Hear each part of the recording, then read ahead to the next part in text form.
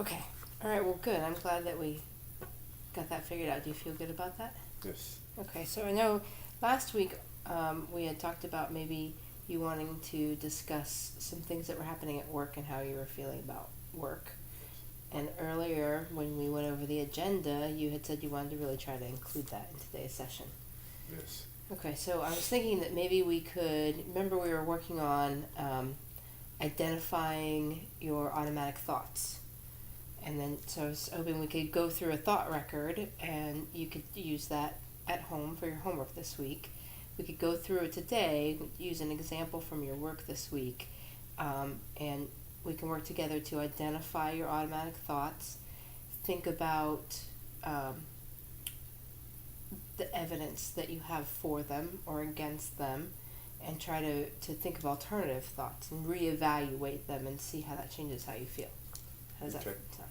Want to try that? So tell me, start by telling me something that happened at work that made you, that caused a strong feeling in you. Okay. Well, I was in the middle of working on a car. I'd sold a bunch of work on a car, and I needed to get it done. The owner had me under pressure to get it done, and I'm sitting there working. I'm in the middle of doing a job, and right in the middle of doing this, he stepped into the shop and he called me. He's like, "Hey, I need you to stop doing that, and I need you to do this real quick," and had me working on another car, and it wasn't that important to get it done, but instead of having somebody else that wasn't really doing anything do it, he pulled me away from the middle of doing a job to have me do another job while I seemed to be working harder than the other people in the shop at the moment. Uh, Instead of giving them this task, he gave it to me, and it made me pretty angry. Okay. Okay. So you were angry. Yes. Okay. And let me make sure I got the situation. You were working on a car, something that your boss had asked you to do that you were trying to get done, and then he came and interrupted you and asked you to do something else. Yes. And part of your anger was about that you had coworkers that were around you that you felt like maybe were not working as hard as you were. Yeah, they were kind of just standing around, both of them looking at the same car when he could have had one of them do it instead of stopping me from doing what I was doing. Okay. Okay, so in the thought record, the first thing we want to do is write down the situation. You want to write down the who, what, where, when of the situation. And then you want to write down how you felt. So for moods is the second category. And you want to write just single word emotions, like anger. Any other word that you can think of? Annoyed Okay. and frustrated. Okay. And then you want to think about, you want to kind of just rate those. So out of, you can do 1 to 10 or 1 to 100, or, if you're 100% angry, how angry were you at the situation? Out of 100, I'd say 90. Okay. And then what about annoyed? Uh, let's change that. Let's make it 60, 20, 20. Okay. And you can go over 100 if you want. You can, but that's good. I'm glad you made it good, even 100. That's good. So 60% of you is really angry, Yeah. and 20% annoyed, and 20% frustrated. Yeah. Okay. All right. So then you want to think about when you're feeling angry, when you're angry, and you just got angry at that situation. What was your automatic thought? And remember last week we were talking about it can be a thought, or a picture, or an image, or can you try to think back to that moment and try to identify what that thought right before you were angry, what that thought was. That whatever I was doing was never enough, and that he always wanted more from me. And I seem to constantly be the one that's always busy, no matter what. And if I take a moment to have a snack or a drink or whatever, he seems to find something wrong with it at that moment and then gives me something else to do, whether I'm in the middle of something or not. Okay. Okay. So for thinking about automatic thoughts, the first thing you said was that it's never, what you do is never enough. Right. Okay, so that's one thought. That he wants more from you. Yes. Is another thought. And you feel like you're always busy. Yes. Okay, that's another thought. and that anytime you do something like take a snack or get a drink, he seems to find that moment to ask you to do something else. Okay, so thinking about just those thoughts right now, is there one that stands out to you that feels especially, we call it the hot thought, that's really important? I always have to be doing something. I can't just, I'm always busy. Nonstop. Okay, so I'm always busy is a hot thought that really makes you feel, how does that make you feel? Uh, that I have to produce more than the others. That I have to be, I can't put it into words. So I'm wondering, if you go back to the 60% angry, is the I always have to be busy, I'm always busy, is that connected with the anger? Yeah, because he doesn't seem to notice the other people's downtime as much as if I'm not doing something or if I'm not as working up to what he thinks my capabilities are. Okay, so it has to be what it deals with, what he thinks you're capable of. Yes. So maybe kind of going back to the it's never enough for him. Yes. Okay, so because I'm just thinking that I'm always busy is more about you feeling like you always have to be busy. And that maybe there's something underneath that. To feel like you always have to be busy, is it because you're trying to avoid downtime or because you feel like it's never enough? I mean, I think they kind of go hand in hand.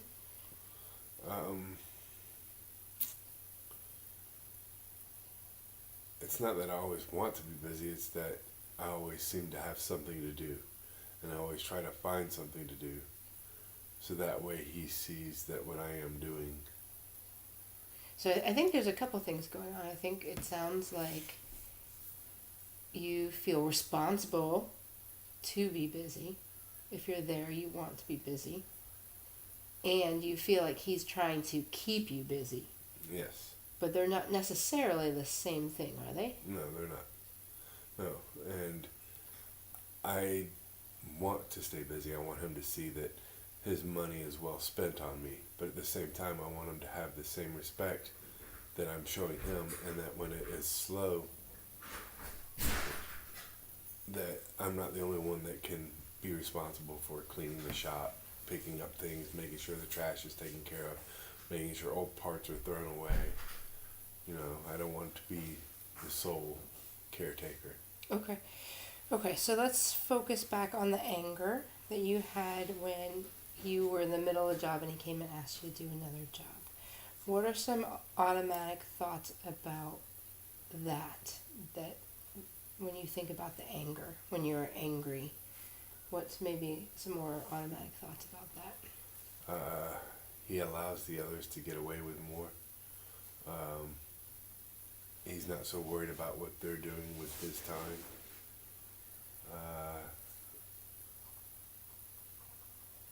They're given more leadway than I am. Okay, what about the fact that he interrupted you from working to do something else?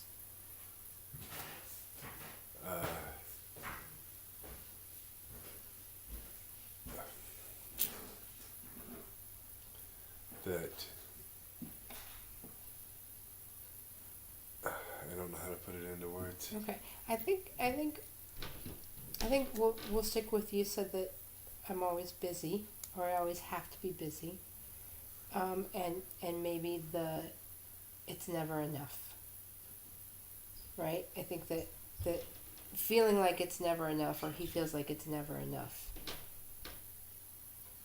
can equate to I always have to be busy, or I always have to be busy because it's never enough.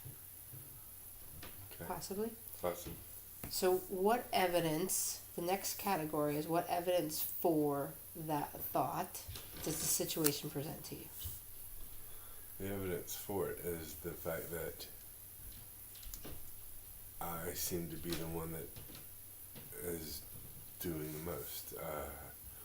I'm always asked in the look at this or to do that, whether I'm working in the middle of a car or not. The others could be doing something, but say we're all working on a car, and instead of interrupting one of them on their jobs, he pulls me away from my job to have me do something else, and then I have to go back and even work more studiously to finish the first task I was on because he's pulled me away to do another task. Okay. Okay, so what evidence can you think of that's against that he always wants you to be busy or that what you do is never enough? Against it, well, I'm very proficient at what I do. Um, he knows that I'll get the job at hand done. He knows that when he needs something done in a crunch time that I can get it done and I will get it done. That's just how I am. I'll take a late lunch, maybe not even take a lunch if I know that a car has to be done, and if it's going to interfere with me getting it done, he knows I won't let that happen. And so what about instead of he wants me to always be busy and what I do is never enough, what about he really trusts my abilities and comes to me when he has something important that he wants you to take care of it, rather that maybe it's not that he's singling you out from the other guys, but he's saying, "Hey, Sean, I really trust you. This is one for Sean. I think Sean can handle this one." How does that feel? I could see it from that point of view. Maybe the way he could approach it could be different. So, instead of saying, "Hey, stop what you're doing, do this instead," and then get back to that, maybe he could say, "Hey, I know you're really busy, but I really need this done, and I know you can get it done for me and also finish this other job that I need done, so could you help me out?" Something along those lines. Sure. Maybe his wording could be different. Sure, except we can't control how he Yeah, talks. I But, know. but I mean, you could try to have a conversation with him and maybe get there, right? Maybe Yeah, suggest that. most definitely. That's something that we can put on an agenda for another day about how to try to approach that, how to Yeah, suggest to have a better to him. communication barrier. Yeah, Or, break down the Yeah. barrier. So another thing I was going to say was, can you think of any evidence or times when he knows that you're not working and it's okay? Like, are there times when you're just talking with him, or talking with a customer, or talking yeah. with Richie up at front? well, when I'm talking with a customer, he knows. He doesn't interfere. He lets me talk with him and inform the customer. Same with Richie, the service advisor. When I'm talking with him, he knows that it's most of the time it's work related, but there are times where he allows us to have personal communications and things like that. Yeah. So do you feel like, so the opposite of I always have to be busy or it's never enough, do you feel like there are times when you're not 100% focused on work while you're there, you're doing some other things and you feel like it's okay, you're not on edge feeling like he's going to come and tell you Yeah, to there do are something? sometimes, yes. Okay, so there's some times, so that's good. So what are some alternative thoughts then, instead of he always wants me to be busy or it's never enough? What's another way that you could think about it for yourself that might feel a little better?